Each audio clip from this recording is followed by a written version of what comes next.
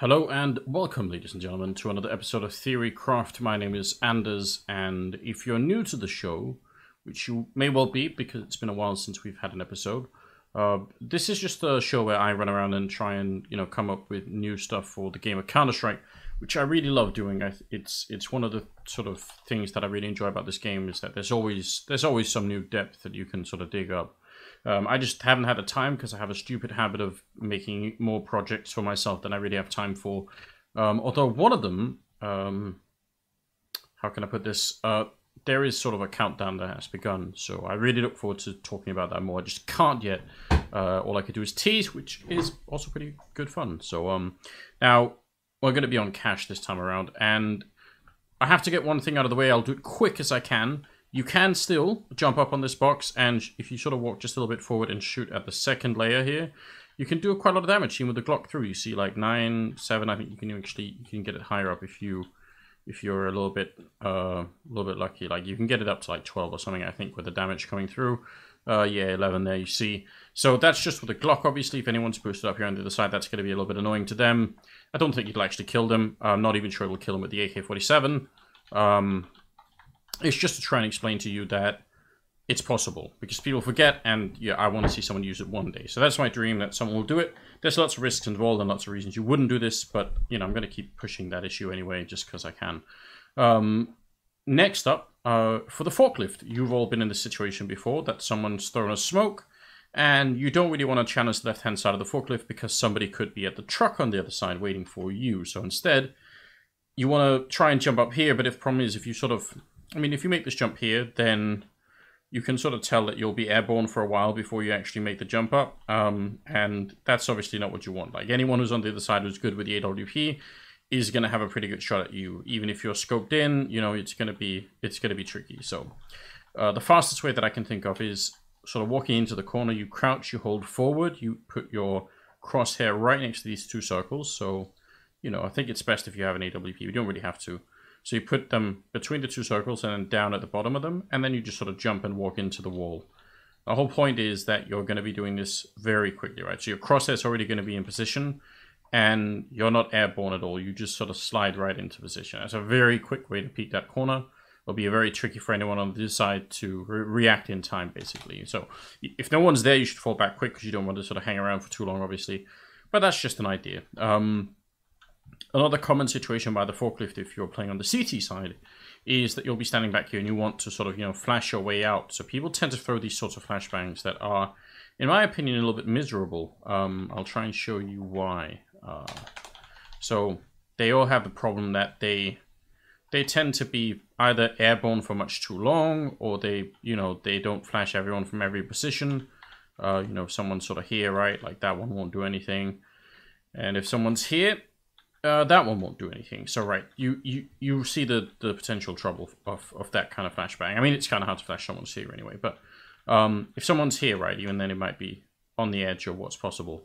So people just improvise that flashbang, which is maybe fine, but I want to offer a different version, and I'll just turn the trajectory off here. So if you're standing here, I would suggest you don't really have to line it up. You can just be playing this position, waiting for someone to show up. And by the time, you do and you realize, oh, they're coming out the door as well, I kind of want to do this quick. You turn around and all you have to do is aim at this height. Like this is going to be your indication, right? And I would say, anywhere here is fine. You've got you're doing it quickly, right? So you don't want to spend all day. You just want to sort of turn around and you're playing this, you turn around and you do this, and that's it. And that should, let's see, we'll put the script on so I can show you guys again. That should sort of bounce up on the box. Let's see, I don't know if that was too short. Yeah, maybe a little bit shorter than I want it to, so maybe a little bit higher. But the idea is that it goes off and it sort of goes to the front of the box, right? So I put it a little bit low the first time around. Now, the people can still hear it. That's a big downside, but you take what you can. Now, if someone's looking straight at this, I invite you to do that. Look into your monitor. You can see it bouncing up on the side, right? Like if you're focused on it, but nobody is going to be doing that. People are going to be focusing at their crosshair, thinking that you're going to peek on the other side, right? So they're sort of doing this game, right? And if you just look at the center of the crosshair here, you can tell it's very hard to see, right? The eyes don't actually register movement that's that tiny, especially not when they're focused on something else, right? So even though the periphery of the vision is not that far away, it's still kind of hard to see what's going on. And the same is true here, right? And the grenade isn't really airborne, right? It just sort of slides in. So the noise is a big giveaway. That's unfortunate, but it's a better grenade than throwing it into the wall, and it will flash people at most angles, you know. And it's not that difficult, I think. So you can sort of master it, practice it a little bit, and you'll get pretty good at it. We'll return to the A-bombs in a bit for the big reveal of this video, but we'll just quickly go to the middle of the map for a different kind of grenade that I think is going to be also worth knowing. So let's say you're playing either up here on B or down in the cross, and your teammate needs help in the middle, and they might be sort of situated, you know, behind the sandbag, so they might be over here, and they need your help. And so you're sort of running in, and you're in a hurry, and you just want to throw a grenade, and people do that, so they throw this type of grenade, and it goes out, and it lands right there. So I'll just show the grenade trajectory, just to show you guys what the problem is with that kind of grenade. So you're sort of running into the middle like this. It is fast, but the problem is also, one, it doesn't flash this guy, because it, you know, it's too far behind the wall. It also does not flash this guy, because it's, you know, a little bit, there's only right this section of wall that he can actually see anything. And even if he's up here, it's questionable, like, you know, maybe it would, but you see the issue, right? So that kind of improvised flashbang, I would say, it might not be necessary. You could do something like this instead. So again, this is easy to do even if you're in sort of, you're doing it quickly. So you're holding this and your teammate in mid says, oh, I need help. All right, cool.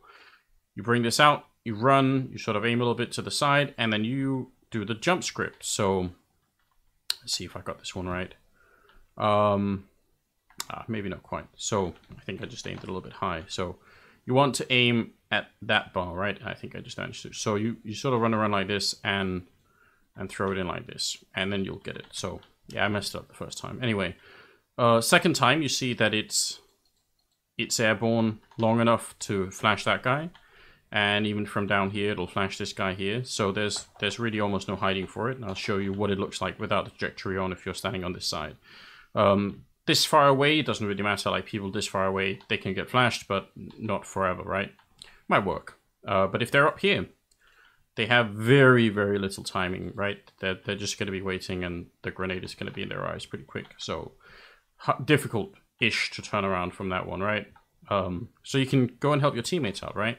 And all they have to do is wait on this side, and your grenade is going to be coming in, and then they have a chance to do something. So I think it's just a better grenade than the average one. Again, it's just a jump throw when you're running in. It's not super tricky. All you have to do is know where to aim, and then you'll get it pretty quickly. So that's the idea. Save your teammates in the middle, but don't throw silly grenades that have no purpose. So that was the two things. Shall we add another couple for this video? It's been the first in a while. I feel like we can make it longer if we feel like it. No, you know what? We'll save that for another time. It's going to be too complicated. Well, we'll get to the juicy bit. This is what I've been waiting for. I figured out that it was possible to throw a different kind of grenade quite a while ago, and I just haven't really done anything with it because I wanted to like have a good setup for it, and then I just waited and I got involved in new projects, and it's all been a bit of a mess. So this grenade is not quite a pop flash, and it's not quite sort of a normal flashbang that's just thrown. I don't have a clever name for it. You guys are going to have to help me come up with a name, because I just can't think of one. But it is best explained by... I'll do some drawing. Why not? I've got like a thing that I'm doing anyway.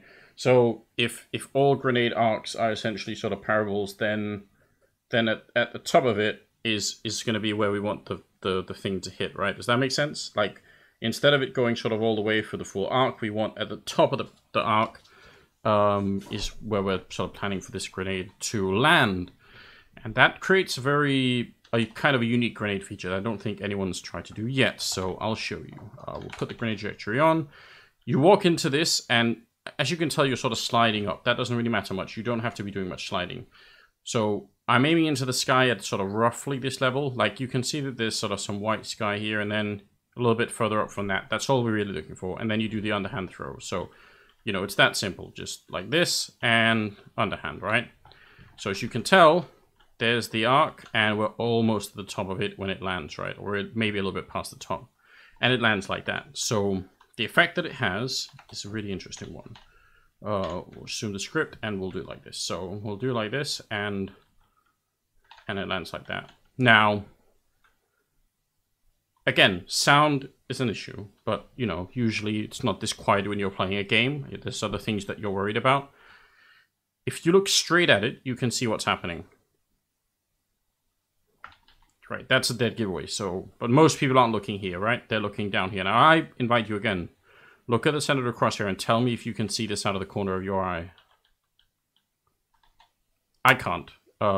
If I'm looking, it's even worse, right? Like, it's very hard, and the sound isn't like a traditional flashbang where it sort of, you know, goes heavy into the ground and there's like a lot of bouncing around. It's just like a very subtle sound. I'll try and do it again. Oh, hold on, I could do this. Isn't it ignore rad? Is it? Yeah, I can't remember. I feel like it's ignore rad. So anyway, the point is, it flashes people whether they're sort of, you know, all the way out here. It doesn't really matter. Like, they're going to be flashed from everywhere, right? And it isn't a grenade that goes heavy into the sky so that people can see it. And even if they're coming out like this, I mean, this is risky, obviously, but, you know, if perchance they're just sort of pushing out when you're throwing that grenade, then they're still going to get at least a little bit flashed, right? And that one was maybe even the worst of them. If you sort of throw it a little bit to the side like this, you'll get one that's even more inconspicuous and even harder to see, right? It just goes over the wall. So again, don't really have a name for it, but it's not just on this part of this map, or just not even on this map in particular. This is a flashbang that can be recreated on a lot of different maps, and I've already found a ton of them on different maps. So you guys go and play around with that if you feel like it. I would love to see this tested. I think it has potential to maybe create a slightly different game dynamic, because again, flashbangs have sort of, you know, been, I mean, there's not that much new stuff happening around flashbangs, for good reason. I mean, the flashbangs we have work, and people come up with new ones every once in a while, which is great. But this is, I think, a new way of potentially using them. The trick, obviously, is, again, that it's so hard to see what's happening out of the corner of your eye if you're looking somewhere else, right? You just won't see it. And the sound, like, normally we're used to listening to flashbangs that sort of make, like, that kind of, like, you know, tink, tink, tink, tink kind of sound rather than something else, right? So that's the whole point, right? There's a very limited sound, like, even if you're close to it. It's just like, you know, it just twice is the sound. And yeah, I'm super excited about it. And I think, I hope I'm not sort of overestimating how good it is. You guys tell me absolutely in the comments. I hope you're going to follow me on social media, and I hope you're going to enjoy the video. I always put in something crazy at the end of a video for you guys to test out. If you really want to be the matchmaking superhero that everyone loves being, then this is your challenge. So you can make this jump easily, right? You make this jump over here, then you get up. Oh, see, I screwed it up already. You get up on this, and then you sort of, wow, this isn't good, is it? You just sort of make the jump. This is getting really dumb now. Listen, I'll try one more time and I'll cheat my way up there. I will say that it is obviously due to the FPS. So you jump over here, and once you're here, you can shoot through this. And it'll do a lot of damage, right? Like, that's a Glock, and it does, like, you know, 12, 14 damage through. And it goes through on this side. Now, the fun thing is people can't shoot through on the other side. Maybe they can if they had an AWP, right? Like, then they would be able to. But then again, if you had an AWP up here and you were shooting through, the damage would be, you know, overwhelming, like 92 damage. So obviously, there's the problem of you potentially being spotted through mid or whatever, but, you know, you're essentially shooting people behind the truck before they even get out. You could obviously spot it out like this, but I think the fact that you can shoot through is just absolutely hilarious. So yeah, if you want to be a matchmaking superhero, then forget about your team and forget about defending the bomb site. Forget about the people in the middle. Just go up there and try and shoot through the glass and see what happens. So, and forget about the fact that I couldn't make the jump. It's not my fault. So that's pretty much it, guys. Yeah, I look forward to seeing you try all of these things, or at least just one of them. Maybe especially the flashbang I'm excited about.